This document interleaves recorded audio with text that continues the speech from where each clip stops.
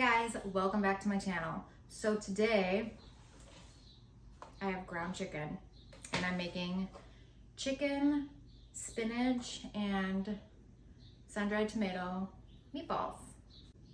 So I already have all of my ingredients out. We have Italian breadcrumbs, parm, onion powder, garlic powder, pepper, salt, red pepper flakes, oregano, dried basil, the chopped up spinach, sun-dried tomato, egg, and chicken, and a big old bowl.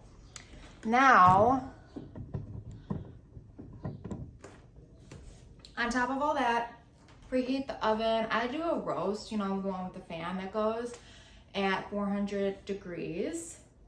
So I chopped up, I already prepped it because bam bam,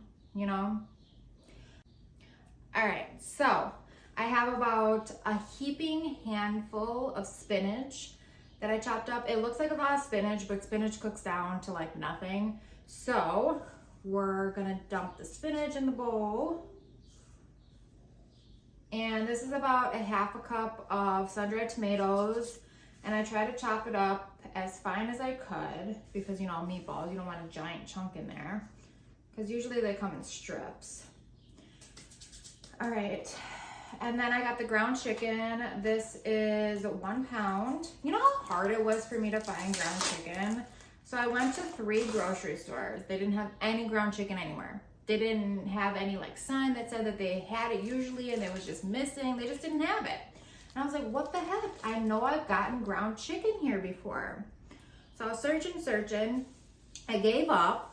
And then the other day I was at the grocery store, one of the grocery stores I went to, and there was 3 rows of ground chicken. And I was like, this was not here before. But okay, I see you. So I got my egg. You don't always have to add an egg to meatballs, but I like to. Just gonna chuck that in the sink and wash my hands. So far, this is what it looks like. All right, now I'm gonna add all the seasonings first. And I'm eyeballing. I eyeball everything unless I'm doing a specific recipe I've never done before. But I feel like meatballs are pretty easy.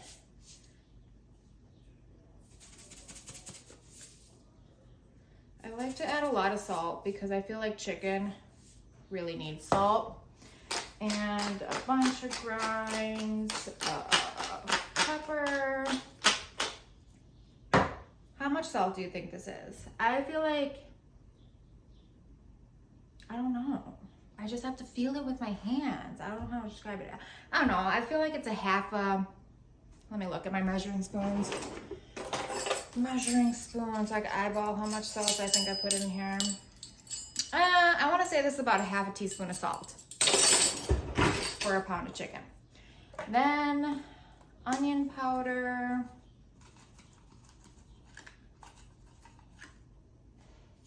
Do about a half a teaspoon.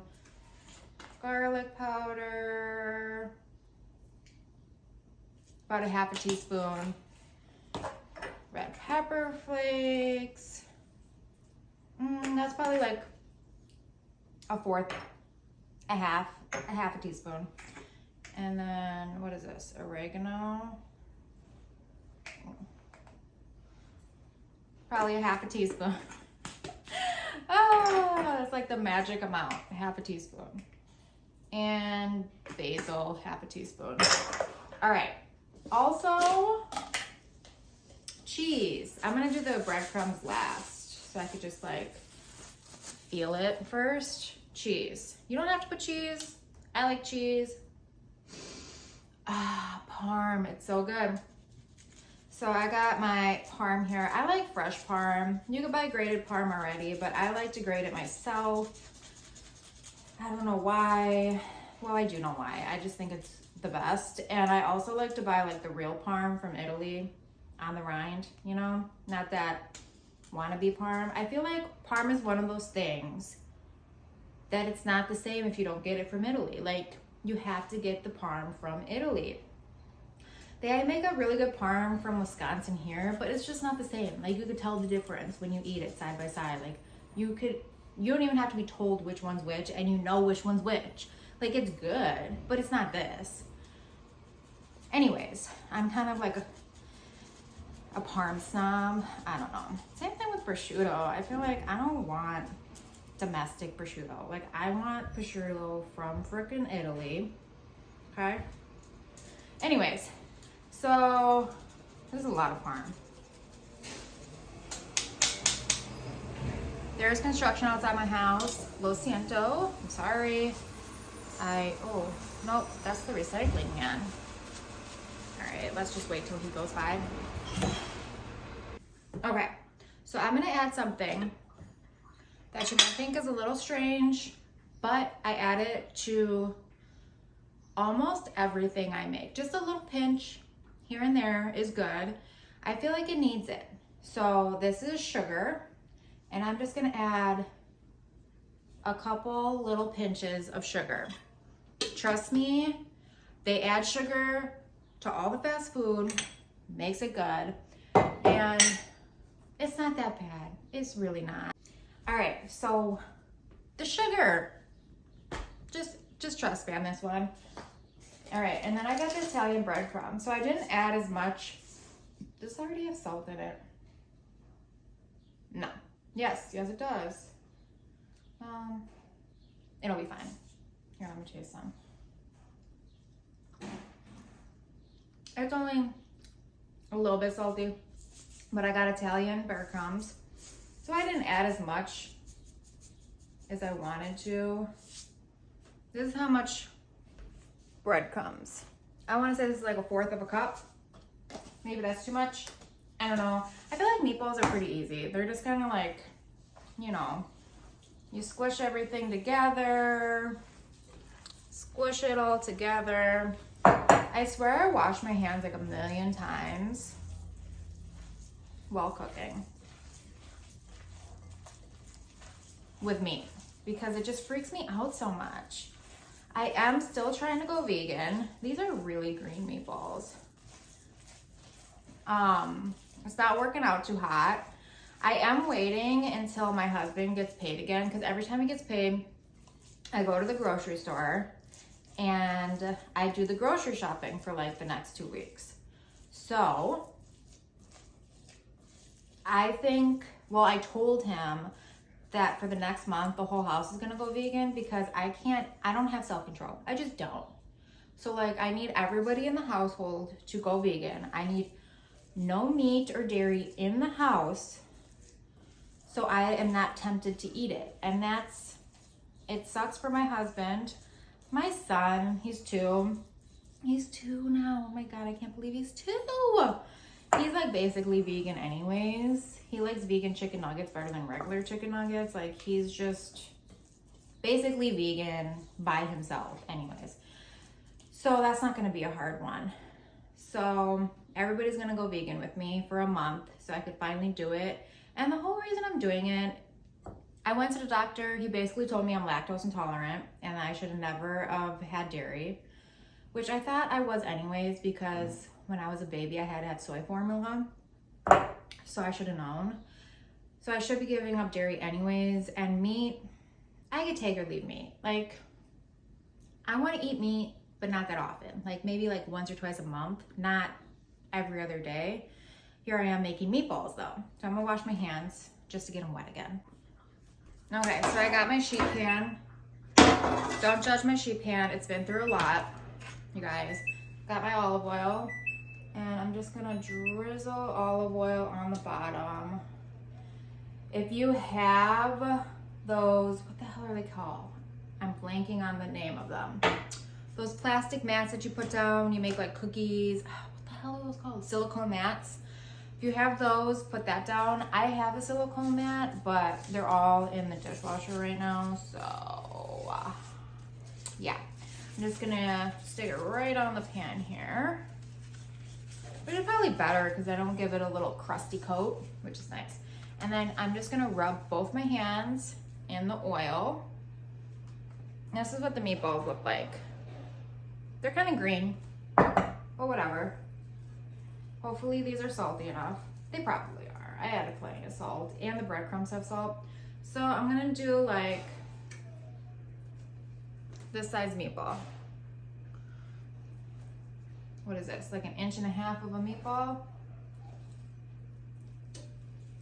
And the reason I rubbed my hands in the oil is because it helps the meat not stick to your hands. It's like a little protection, you know. So I'm just gonna do that.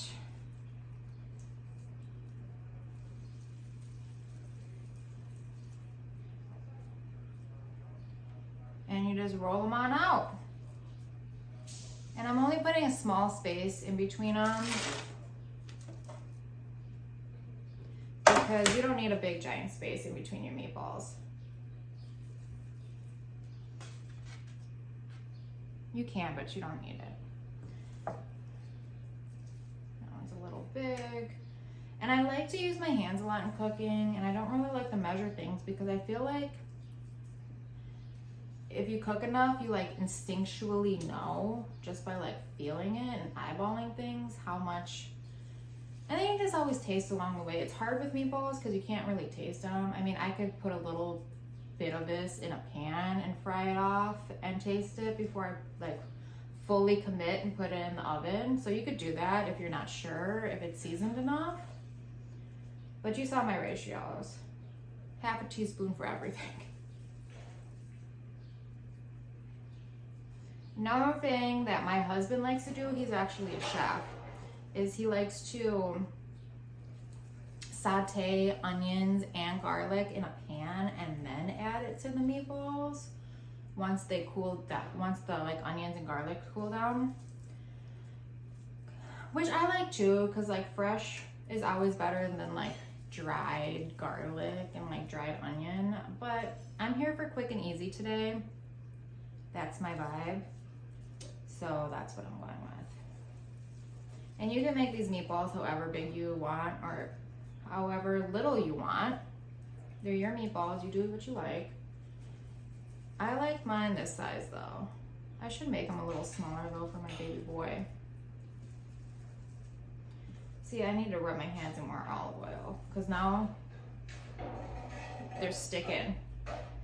So like you have to periodically keep rubbing it in the olive oil, otherwise they will start sticking eventually. And I think it helps have a nice little like coating. All right, so I'm gonna space these out more because they obviously did not need that much space. I feel like next time I'll get 2 pounds of meat. Yeah, that looks good. All right, wash my hands again. All right, you guys, here are the meatballs. Gonna pop them in the oven. And I wanna say they're gonna cook in like 20 minutes. I think I'm gonna flip them halfway through so like they're gonna get a little brown on the bottom. The side that's touching the pan, you flip them over so then that side gets a little brown because you don't want just like not browned at all meatballs. That's not good. It's not good. So we'll see you when they are out of the oven and we will try them. And my baby boy will be home, so I'll have him try one too if he wants to. Okay, I just pulled the meatballs out. This is what they look like. And now I'm gonna flip them. So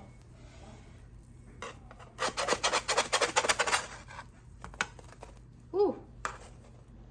Oh, do you see that? Do you see that crust? Do you see it? So I'm just gonna flip all of them. And then we're gonna stick them back in the oven for another 10 minutes. Okay, so I just pulled them out the oven. I cut it in half. That's what it looks like. Moment of truth here, you guys.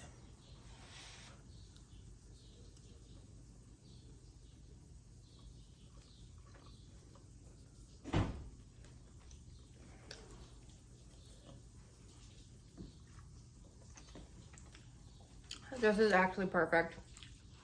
This is so good. Thank you so much for watching. Make sure you like and subscribe, and I'll see you next time. Bye.